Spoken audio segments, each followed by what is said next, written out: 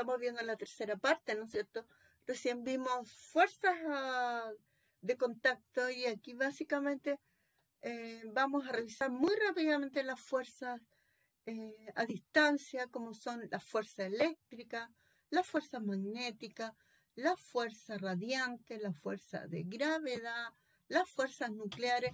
Si bien es cierto, nosotros nos cuesta entender este tipo de fuerza porque más estamos relacionados con las fuerzas de contacto, están presentes. ¿Y qué caracteriza una fuerza? Toda fuerza posee una dirección, un sentido y una magnitud. Dirección en la fuerza siempre es ejercida en una determinada dirección, que puede ser vertical, horizontal, inclinada, ¿ya? Y la dirección me lo genera la recta, donde yo dibujo, ¿no es cierto?, el vector o flecha. Tengo el sentido que indica hacia dónde apunta la fuerza aplicada, hacia dónde apunta la dirección, ¿no es cierto? Porque yo aquí tengo una dirección vertical, pero puede apuntar hacia arriba, como también puede apuntar hacia abajo. Eso es el sentido. La magnitud es el valor de una fuerza, o también lo conocemos como módulo o magnitud, y nos indica si la fuerza que se está ejerciendo es grande, mediana o pequeña. Efecto de la fuerza en la forma de los cuerpos. Los cambios en la forma o deformación que experimentan los cuerpos producto de la fuerza pueden ser permanentes o momentáneos, ¿ya? Permanente quiere decir que se modifica la forma del cuerpo aun cuando se deja ejercer la fuerza. Si yo aplico, ¿no es cierto?, una fuerza muy grande sobre este vaso de vidrio, se va a romper y ya no va a volver a su forma original. Y tenemos los cambios de forma, ¿no es cierto?, momentáneos, donde el cuerpo recupera la forma de su estado inicial cuando la fuerza deja de actuar, como por ejemplo si yo presiono una esponja, o presiono un resorte, o estiro un elástico. En respuesta a esta acción, los cuerpos se comportan o reaccionan de distinta manera. Según este comportamiento, los cuerpos pueden clasificarse en cuerpos rígidos, en cuerpos elásticos y en cuerpos plásticos. Y aquí viene una pregunta. ¿Cómo se clasifica un cuerpo que recupera su forma luego que se le aplica una fuerza?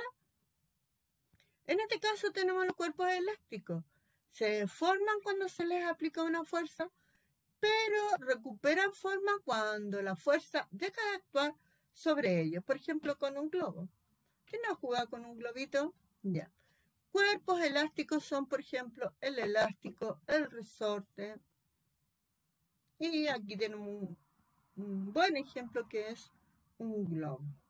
Los cuerpos plásticos, como la plasticina y la greda, cuando yo le aplico una fuerza, quedan con su forma, ¿no es cierto?, que se le da. Y los cuerpos rígidos se rompen al aplicar una fuerza mayor de lo que su elasticidad, ¿no es cierto?, puede aguantar. Efecto de la fuerza en el movimiento de los cuerpos. Bueno, aquí tenemos un claro ejemplo de lo que aplicar, ¿no es cierto?, la rapidez, la dirección y el sentido de la pelota cuando estoy jugando al tenis. Por lo tanto, cuando yo aplico una fuerza, aplico una fuerza en cuerpos que están en movimiento, chicos. Mire acá. Puede pasar lo siguiente. Si el cuerpo está detenido y yo aplico una fuerza, este cuerpo va a dejar de estar en reposo y se va a mover. Si yo a este carro aumento la fuerza, ¿no es cierto?, va a aumentar y va a acelerar. Si disminuyo la fuerza, este cuerpo que está en movimiento va a desacelerar o frenar o estar en reposo, detenerse definitivamente. Y también puedo cambiar el sentido y la dirección.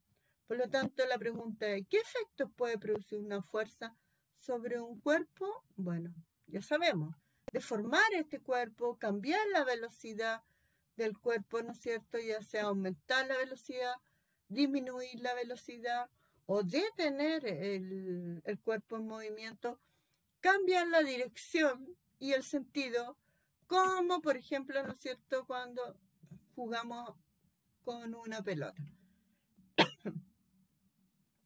Bien, pasamos a la unidad 5, la Tierra un planeta dinámico.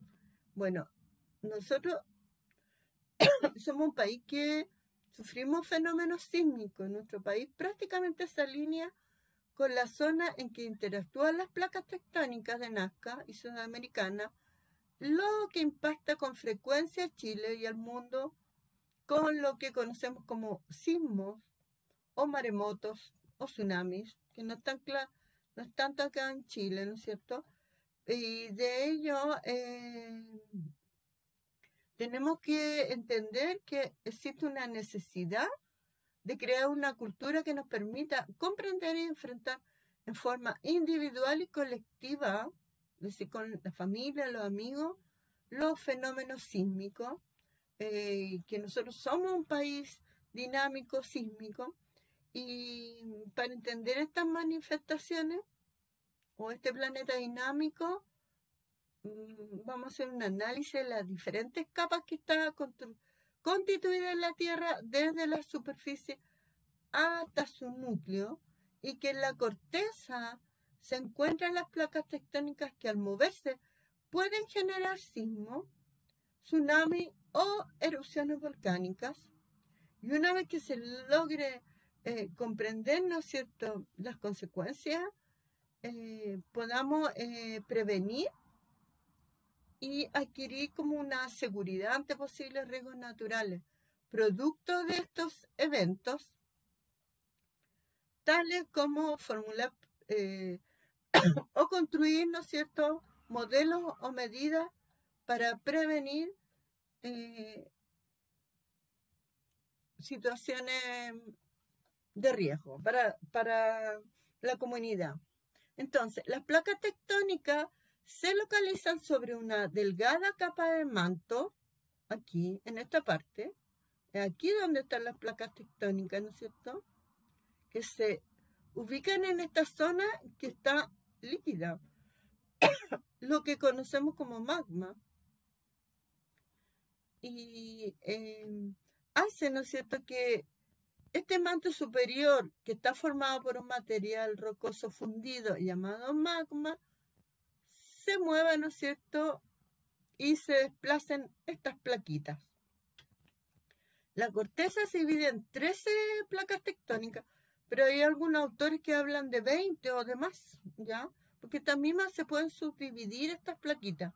Sin embargo, hay una gran cantidad de placas que son de menor tamaño. Pero aquí estamos hablando de placas que, fíjense, por la flechita, son continentales y oceánicas. O sea, no solamente son oceánicas o plenamente continentales. Son estos trozos de roca, ya, que toman continentes y en el caso de la placa de Nazca, donde está frente a nuestro país, esta placa es completamente oceánica, ¿ya? Y la placa sudamericana toma continente y toma, ¿no es cierto?, el océano Atlántico, en parte.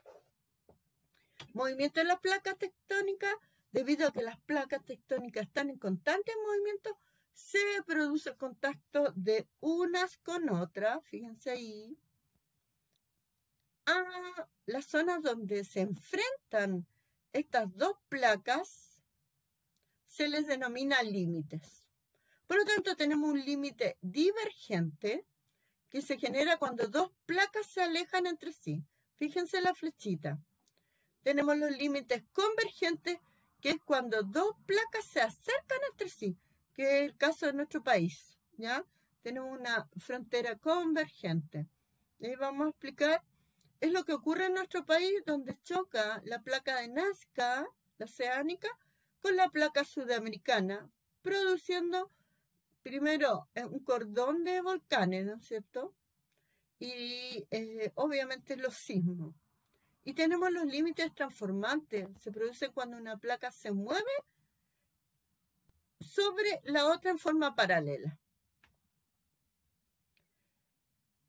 Y si nos fijamos aquí en nuestro país, tenemos esta placa que subduce, baja sobre la placa sudamericana, pero también tenemos placas donde se alejan. Las placas se van alejando o se van, ¿no es cierto?, moviendo en forma paralela.